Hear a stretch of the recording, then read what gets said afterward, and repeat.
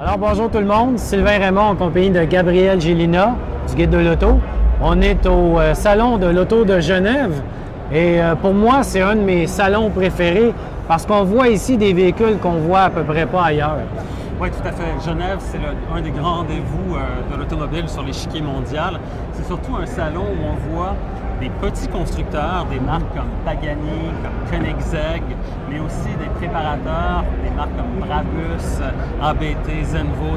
Bref, des choses qui sortent vraiment, des créations vraiment originales. On voit dans les films pratiquement. Exactement, et qu'on ne voit jamais dans d'autres salons à travers le monde où là, l'emphase est plutôt mise sur des modèles plus de production ou de série. Donc ici, on voit vraiment des voitures exceptionnelles et c'est la raison pour laquelle Genève, c'est un incontournable pour quiconque est passionné d'automobile.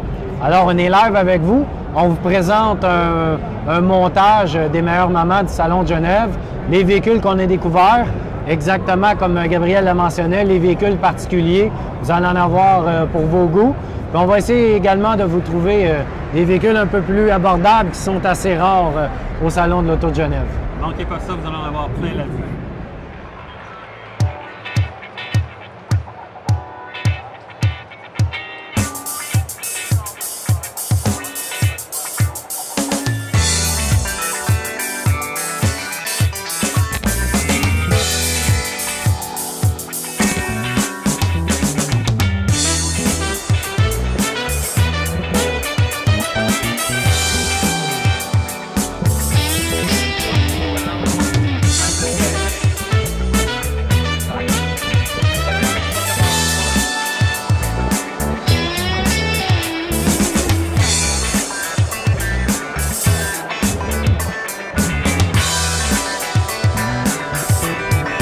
Au Salon de l'Auto de Genève, chez Pagani, on a choisi l'occasion pour dévoiler la version Roadster de la Pagani Huayra.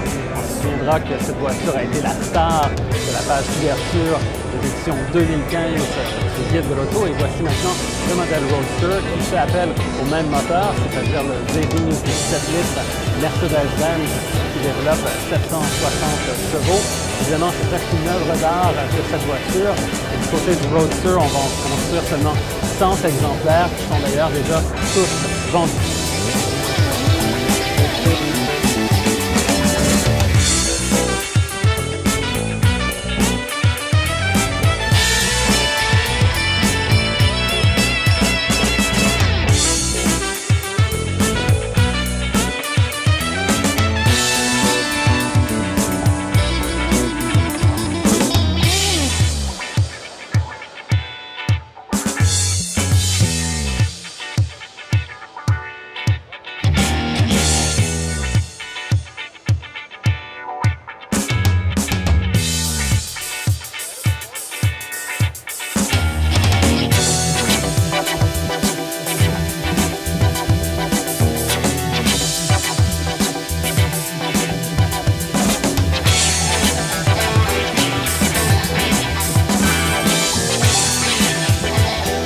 Toujours chez Audi, la marque allemande a choisi de dévoiler le véhicule que vous voyez derrière moi, qui est le concept Q8, en fait Q8 Sport Concept, une variante plus typée, plus performante aussi du concept Q8 qui a été présenté récemment au Salon de l'Auto de Détroit en janvier dernier. Donc, à peine quelques mois plus tard, Audi propose cette nouvelle variante plus sportive, plus typée, avec une carrosserie qui est plus évoluée, mais surtout une motorisation hybride pour ce Sport Concept.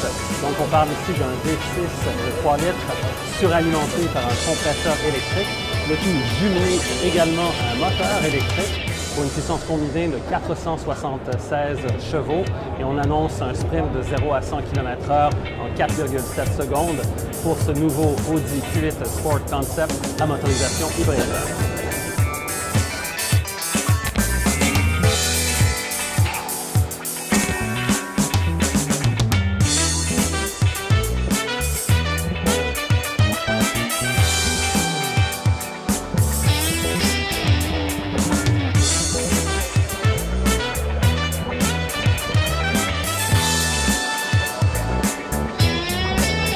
Alors ici Gabriel Gélina au Salon de l'Auto de Genève, plus précisément dans le stand chez Audi.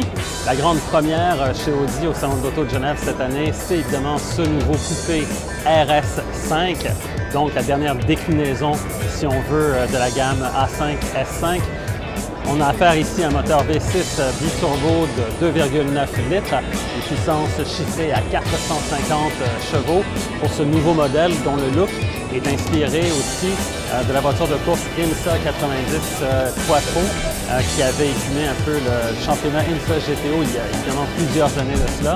Donc on a une carrosserie qui est beaucoup plus typée, évidemment qui reflète le potentiel de performance de la voiture.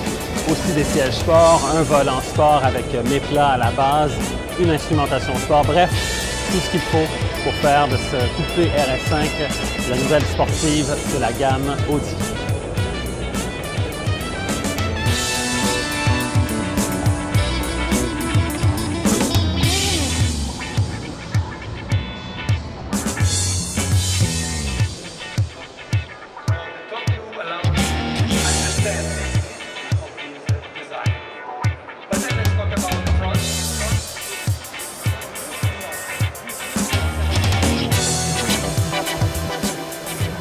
Alors bonjour tout le monde, Sylvain Raymond du Guide de l'Auto. Je suis ici au Salon de l'Auto de Genève. En fait, on est au tout kiosque de Porsche.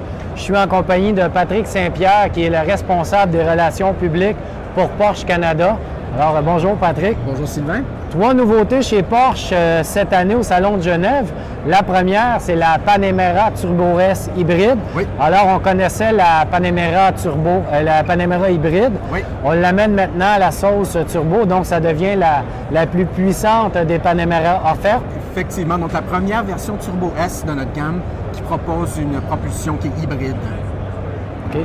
Donc, on parle de 680 chevaux, pas moins.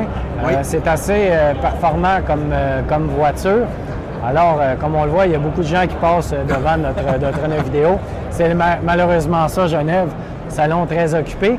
L'autre grande nouveauté, oui, c'est le véhicule qu'on a ici à notre droite, qu'on va voir à l'écran. C'est la Panamera, mais cette fois, la Sport Turismo. Exactement. Qui est un dérivé un petit peu plus familial. Pourquoi? Parce qu'elle a un haillon à l'arrière au lieu de l'espèce de valise ou haillon qu'on connaissait. Donc, tu peux nous en parler un petit peu? Oui, non, effectivement, c'est basé sur la deuxième génération de la Panamera qu'on vient tout juste de présenter récemment.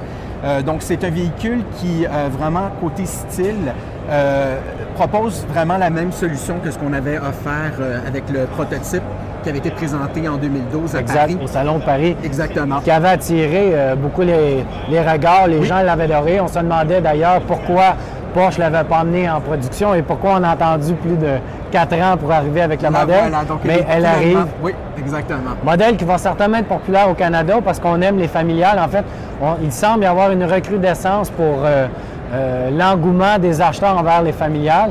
Et Porsche aura un véhicule à leur proposer. On sait qu'on aime les VUS, mais j'ai bien hâte de voir l'intérêt que les gens auront pour cette Panamera Sport Turismo. Nous aussi. Et la grande nouveauté, c'est la cachette de Porsche. C'est le véhicule qui est ici, juste derrière nous. Et c'est la nouvelle GT3. La GT3, c'est le bolide des puristes dans la gamme 911. En fait, c'est le véhicule qu'on s'achète bien souvent pour aller faire de la piste. Et ici, on a droit à la nouvelle itération de la 911 GT3. Oui, tu peux nous en parler un peu? Donc, oui, c'est ça. La GT3 qui est proposée ici, c'est un moteur 4 litres, 500 chevaux, toujours atmosphérique et les roues arrière directrices. Et donc, c'est vraiment la plus performante des modèles GT3 qu'on offre jusqu'à présent. Donc, c'est vraiment le standard performance de la 911. Quand on parle de 911, on parle souvent de performance et ça, c'est vraiment la plus performante. On peut vraiment l'amener sur la piste. Donc, elle est vraiment, c'est une 911 pure. Et on ne pourrait pas dire dur parce qu'il y a quand même un certain, je veux dire, c'est une 911, donc c'est un certain confort. Et donc, on peut la conduire sur la piste, mais aussi sur la route. Très beau bolide. Bien entendu, dans le cas de la GT3, on remarque que les éléments de design sont différents. L'aileron arrière en fibre de carbone, les prises d'air en avant beaucoup plus proéminentes. Le moteur, c'est un niveau 4 litres atmosphérique, 500 chevaux, c'est assez puissant. Le rapport poids-puissance Le rapport poids-puissance est assez impressionnant pour un tel véhicule. La grande nouveauté, une boîte manuelle cette année à 6 rapports, alors que les autres 911, c'est 7 rapports. Cette fois, c'est 6 rapports. C'est une nouveauté. On a décidé d'écouter la clientèle pour offrir cette transmission. Oui, exactement. C'était vraiment... la dernière proposait seulement la PDK à 7 rapports et on avait beaucoup de gens qui ont demandé d'avoir la boîte manuelle 6 vitesses. Donc, c'est quelque chose qu'on a décidé d'offrir à la clientèle parce que justement, il y avait tellement une demande. Donc la voilà. Elle est offerte en boîte manuelle 6 vitesses cette année. Et la PDK demeure offerte de série. Voilà. La boîte manuelle est en option. Patrick, merci beaucoup pour ton temps. Puis on croit que le véhicule sera certainement un succès auprès des amateurs. Oui, super. Merci. Merci.